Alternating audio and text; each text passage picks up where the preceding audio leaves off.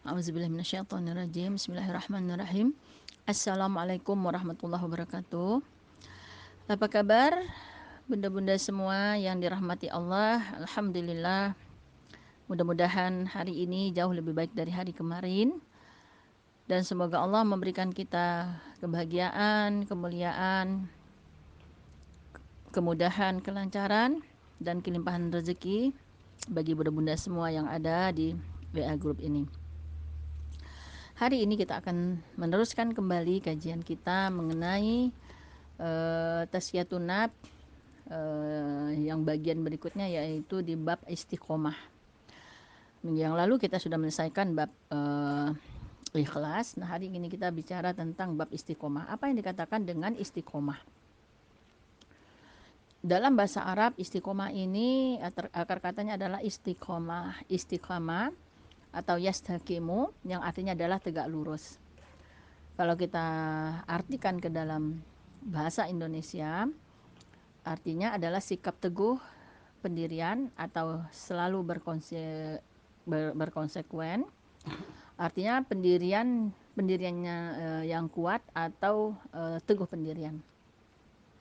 Nah, kalau menurut Abu Bakar Asy-Siddiq, istiqomah itu adalah kemurnian tauhid, ya. Tidak boleh menyekutukan Allah dengan apapun. Jadi ini berhubungan dengan kemurnian tauhid ini adalah berarti syahadat, ya. Syahadat kita itu yang harus benar-benar kita pertahankan, kita amalkan, ya.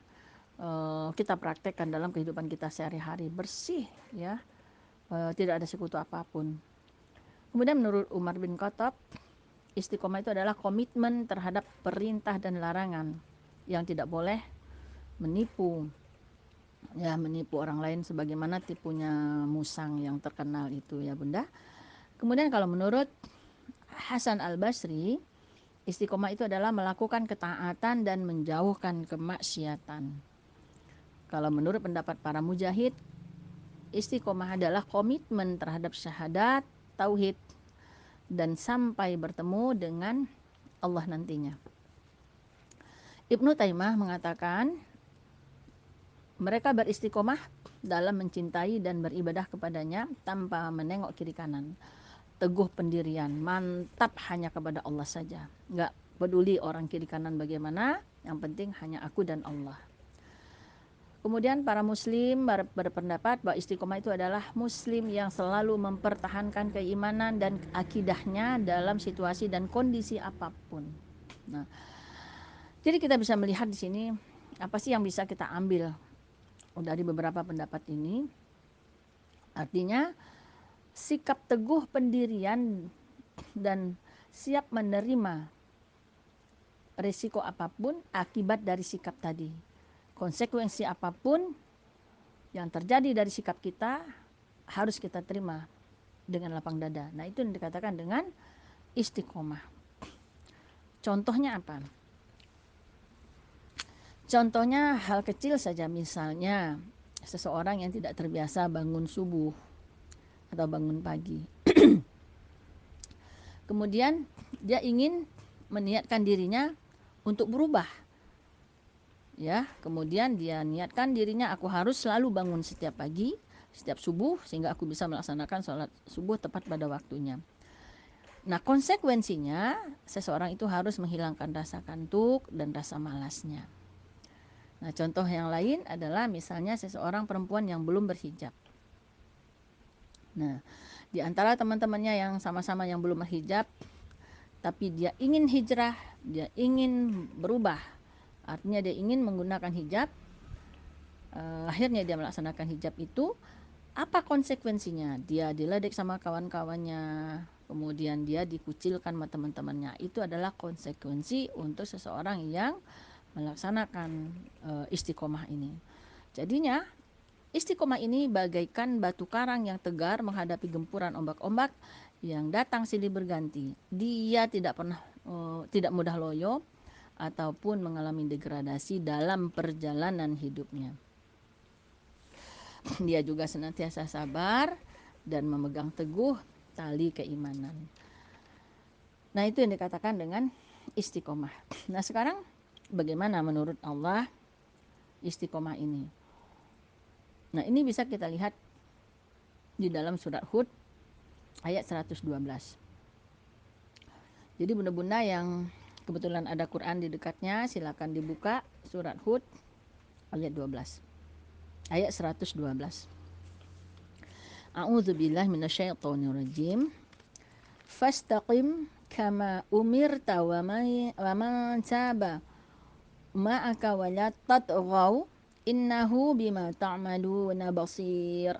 Nah, fastaqim, istiqomah, ya, atau berlaku luruslah kamu, atau tetaplah engkau Muhammad di jalan yang benar, di jalan yang lurus, istiqomah, ya.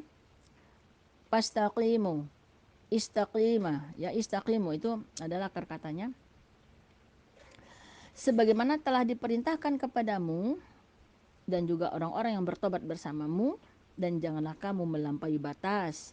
Sungguh Dia Maha melihat apa yang kamu kerjakan. Nah, apa maksud daripada ayat ini? Kita lihat bahwa kita disuruh, diperintahkan oleh Allah, maka tetaplah kamu istiqomah dalam jalan yang benar, dalam jalan yang lurus, sebagaimana diperintahkan kepadamu. Jalan yang lurus, jalan yang benar, seperti yang diperintahkan kepadamu, apa itu? Yaitu jalan dinullah, din Allah, agama Allah yang telah diperintahkan kepada kita. Apa? Yaitu kalau kita sudah berbicara dengan dinullah, berarti kita ingat kembali iman, Islam, ihsan. Nah, ini dijalankan dengan benar. Islam apa? 5. Ya, 5 ini harus kita jalankan dengan sebenar-benarnya. Syahadat, salat, puasa, kemudian zakat, ya, kemudian haji bagi yang mampu. Ini kita betul-betul jalankan sesuai dengan apa yang diperintahkan oleh Allah. Kemudian iman, ya, harus kita jalankan iman.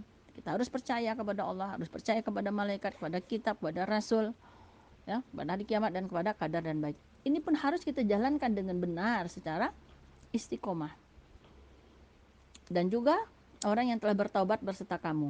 Nah, artinya ayo bagi kawan-kawan yang tadinya belum bertobat, yang belum hijrah, kita ajak mereka bareng-bareng untuk menjalankan ibadah ini dengan cara istiqomah. Dan janganlah kamu melampaui batas. Nah, tapi ingat, ini pesan Allah, jangan melampaui batas. Ya. Pokoknya kita berjalan di jalan Allah sesuai dengan perintah Allah, tapi jangan sampai kita melampaui batas diri kita sendiri sehingga kita tidak mampu mengikutinya. Contohnya, sekarang kita belajar agama harusnya kan dari kelas 1, 2, 3, 4, 5, 6, 7 selesai. Tapi karena kita kepengen cepat tamat, kita nggak masuk lagi di kelas 1, langsung aja loncat di kelas 5 misalnya. Artinya kita melampaui batas. Nah, ini nggak boleh, kata Allah. Sesungguhnya Dia Maha melihat apa yang kamu kerjakan. Nah, jadi kita harus melewati itu dari dasar dalam kita memahami Islam ini. Dari nol, ya, kita ikuti, ya. Selesai di kelas 1, ya, di kelas dasar tingkat TK misalnya, baru naik ke SD, dari SD masuk SMP. Jadi itu berproses, ya. Kita berproses sehingga kita tahu, sehingga kita bisa menjalankan iman, Islam, dan ihsan itu dengan sebenar-benarnya, dan istiqomah kita dalam menjalankan semuanya itu. Nah, itu yang diperintahkan oleh Allah. Jadi ingat, jangan pernah kita melampaui batas. Kenapa? Ada orang yang memang pengen belajar Islam karena dia sudah tahu aku harus hijrah, dia belajar Islam. Tidak lagi melalui kelas 1, kelas 2-nya dilampaui saja, dia langsung masuk kelas 7, apa yang terjadi? Kita bisa lihat, ya Bunda, banyak orang yang tidak sanggup sehingga mereka ada yang gila, yang rusak akalnya karena tidak mampu mengikuti itu sementara dia kepengen sekali. Nah, jadi ya memang harus belajar secara perlahan. Nah, itu yang dikatakan dengan istiqomah. Kemudian kita lihat lagi di dalam surah Al-Ahqaf. Surah Al-Ahqaf surat ke-46. Apa yang dikatakan dengan istiqomah menurut ayat ini? Dalam surat Al-Ahqaf ayat 13. A'udzubillahi minasyaitonirrajim. Innalladzina qalu rabbunallahu tsumma istaqamu. Nah, ini dia istiqomah. Astaqoma. Jadi kalau kita lihat akar kata daripada istiqomah ini adalah taqoma, ya, taqoma ditambah dengan awalan is dan mu di belakang, ya, dan wawu. Wawu. Wawu ini artinya adalah artinya mereka. Innalladzi, ya, kita ulangi. Innalladzina qalu rabbunallahu tsumma istaqamu fala khaufun 'alaihim wala hum yahzanun. Nah, ya.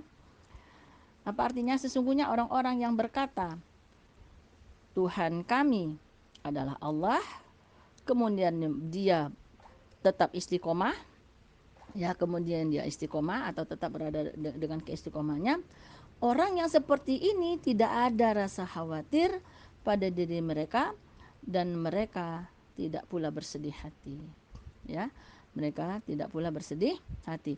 Artinya, orang-orang yang istiqomah di dalam dirinya, di dalam pendiriannya, dia tetap berjalan di jalannya, dia tiap hari pokoknya dia sudah menjalankan ibadah itu sesuai dengan tuntunan apa yang diperintahkan oleh Allah dan Rasulnya, dia nggak peduli, nggak pernah ada rasa khawatir di dalam dirinya, nggak pernah ada rasa was-was, nggak ada pernah rasa galau, karena dia tahu bahwa Allah ada bersamanya, bahwa malaikat selalu menjaganya, dan dia tidak pernah merasa sedih hati. Ingat kembali bunda-bunda bahwa Allah tidak suka kita bersedih, Allah suka kita bahagia, karena pada saat kita bahagia maka frekuensi kita dengan Allah akan sama, maka saat itu semua apa yang kita inginkan, apa yang kita minta kepada Allah, semua akan diijabah oleh Allah, begitu ya bunda. Tapi coba kalau kita bersedih, ya, kita mohon kepada Allah, apakah diijabah sama Allah?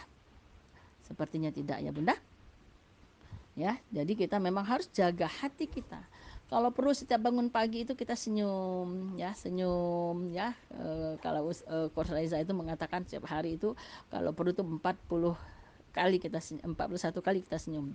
Bangun tidur 21 kali kita senyum, sebelum tidur kita 20 kali kita senyum. Ya, senyum aja sendiri, belajar untuk, artinya saat kita bangun tidur kita sudah senyum, pada saat itu kita sudah mulai menyapa malaikat yang ada di sekitar kita, sehingga Allah senang dengan apa yang kita lakukan itu.